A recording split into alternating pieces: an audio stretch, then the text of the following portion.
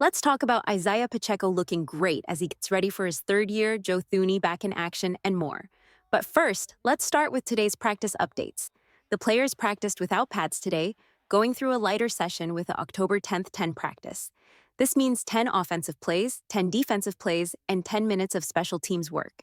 There were also some 11 on 11, 7 on 7, and 9 on 7 drills, which focus more on mental skills than physical strain after 3 tough padded practices.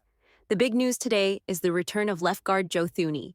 In case you missed it, Joe passed his physical and is now off the PEP list, recovering from his pectoral injury that happened during the Chiefs vs. Bills game. He missed the AFC Championship and the Super Bowl, but he's back now, and that's great news. Thuney joined the practice right away, but the Chiefs are easing him in slowly. It'll be interesting to see how he progresses, especially with the regular season approaching. In my opinion, Thuney is crucial for the offensive line, especially if rookie Kingsley Suamataia wins the left tackle job. Having one of the best guards next to a rookie will help protect Patrick Mahomes. Thuney has been the top pass-blocking guard in the NFL for 3 years straight, according to PFF. So, having him back makes the Chiefs' offensive line much stronger. Today, Thuney started at left guard during the warm-ups and initial drills, but sat out the team period. Hunter Nourzad, a fifth-round draft pick, filled in along with Kingsley Suamataia and Wanya Morris. Kingsley has been the main left tackle with the first team since the pads came on, while Morris has worked with the second team. Humphrey, the center, spoke to the media today. He said he's not worried about his contract right now and just wants to focus on playing well and helping the team win another championship. He's been working on improving his snap technique, especially when tired. Before we get to the fun highlights from today's practice, here's an injury update. Hollywood Brown and Clyde Edwards-Helaire are out with an illness. Nazeeh Johnson is resting a hamstring tweak, and Chris Jones has a minor groin issue but should be back soon. Justin Watson is healing from a foot injury, BJ Thompson is undergoing tests after a health scare in June, and Derek Noddy is resting a triceps injury. With Chris Jones and Noddy out, the defensive line looks different. Mike Dana and Tershawn Wharton have been stepping up, with Dana even playing inside at defensive tackle at times. Felix Anudike-Uzomah has been improving every day in camp, according to Coach Spagnuolo.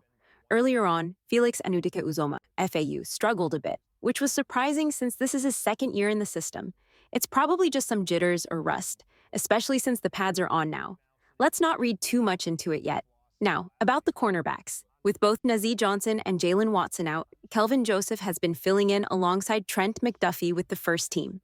Joshua Williams, who started with the first team, has been working with the second team for the second day in a row.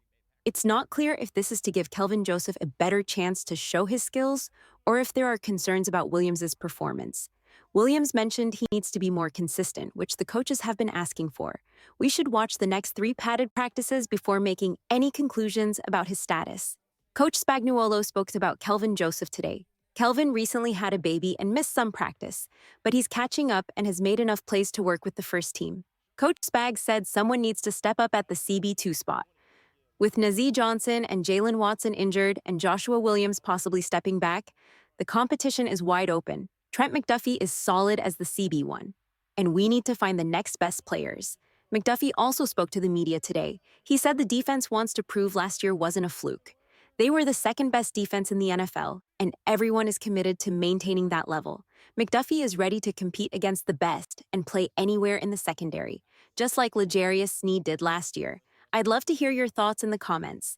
How confident are you in Trent McDuffie as he enters his third year, especially with L'Jarius Sneed gone? Who do you think will secure the CB2 spot? Will it be Jalen Watson, Nazeeh Johnson, Kelvin Joseph, or maybe a new veteran player? Let me know in the comments below. Here's another clip from today of Pacheco taking a counter handoff. Without pads, it's more about getting repetitions. Mahomes has also been working on some jet sweeps. He sent Rice in motion and pitched him the ball around the corner. The Chiefs often send players in motion before the snap to set up plays, so we will see this in games. Whether it's Rice, Thuney, Hardman, or maybe even Xavier Worthy, it will be exciting to watch. Mahomes faked a handoff to Pacheco, then flipped it to Worthy, who ran up the field. In another play, Mahomes found Kelce perfectly in a soft spot of coverage. This is typical Mahomes to Kelce magic.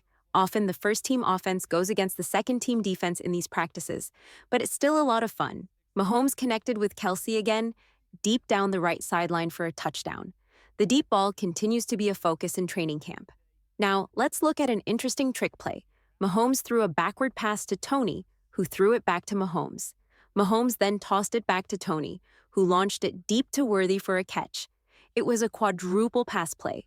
I don't expect to see this in a game unless the Chiefs are way ahead, but it's fun to watch. Thuney was a quarterback in high school, so he can handle these plays well. Another receiver, Sky Moore, reportedly threw a pass during a kickoff, but it was intercepted. He tried to throw a backward pass to the other return man, but a defender jumped in front of it. This was a surprise, but with the new kickoff rules, maybe it's not that crazy. Still, I don't want to see more trying this during a game. Next, Kadarius Toney was seen trying to track down a deep pass from Mahomes. He seemed to lose the ball in the sun, awkwardly jumped for it, and crashed to the ground. Though incomplete, Mahomes completed a deep pass to McCole Hardman on a deep crosser. Another deep ball was caught by Worthy, reaching back for the score. Worthy has been making many catches like this in camp, and we can expect more this season. Finally, let's talk about Clyde Edwards-Helaire. He's been dealing with an illness, according to the injury report, but today he shared an update about his mental health. He revealed that he has been battling PTSD, a disorder where a person has difficulty recovering after a traumatic event. Symptoms include nightmares, heightened reactions, anxiety, and depression. Clyde thanked the Chiefs staff for helping him through tough times and said he'll be back in the next practice. I appreciate his honesty and transparency.